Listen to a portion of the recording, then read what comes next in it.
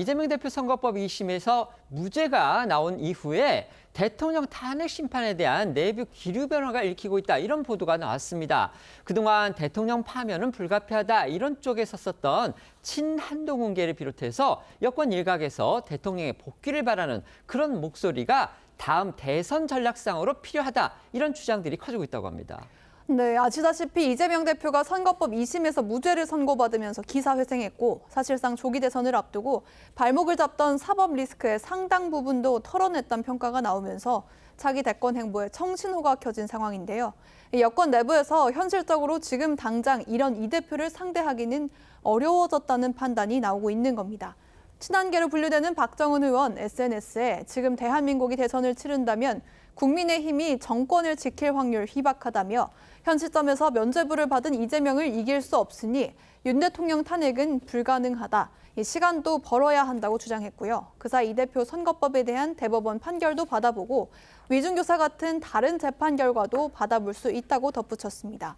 또 중앙일보는 이 대표와 윤 대통령의 동시 퇴장을 주장해왔던 한 중립 성향의 의원도 민주당이 정권을 차지할 바에야 윤 대통령과 이 대표 간의 적대적 공생이 당분간 이어지는 게 낫다는 주장을 했다고 보도했는데요.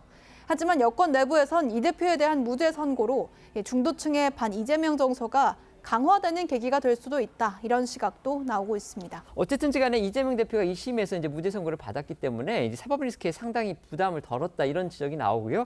그렇기 때문에 이게 대선 전략 차원에서 국민의힘한테는 절대로 이제 유리한 요소가 아니다. 그렇다면 대통령이 빨리 복귀를 해서 결국 윤석열 대 이재명의 어떤 구도로 전국을 갖다가 계속 상당 부분 끌고 가는 게 더 나은 거 아니냐, 그런 주장들이 나오고 있다는 겁니다. 이거 어떻게 보십니까? 그러니까 범여권 안에서 일부에서 윤석열 대통령도 이 탄핵을 대고 또 이재명 대표도 같이 퇴진해야 된다, 동반 퇴진론이 일부에서 있었어요. 네. 그 일부에서 있었는데 지금 어떤 이재명 대표가 2심에서 무죄를 받았기 때문에 이재명 대표는 만약에 조기 대선이 열리면은 출마할 가능성이 높아졌지 않습니까? 네. 그 상황에서는 조기 대선이 안 열려야 된다는 이런 이제 어떻게 보면 정략적 판단에서 윤석열 대통령에 대한 그 현재 판단도 기각이 돼서 조기 대선이 없어야 된다.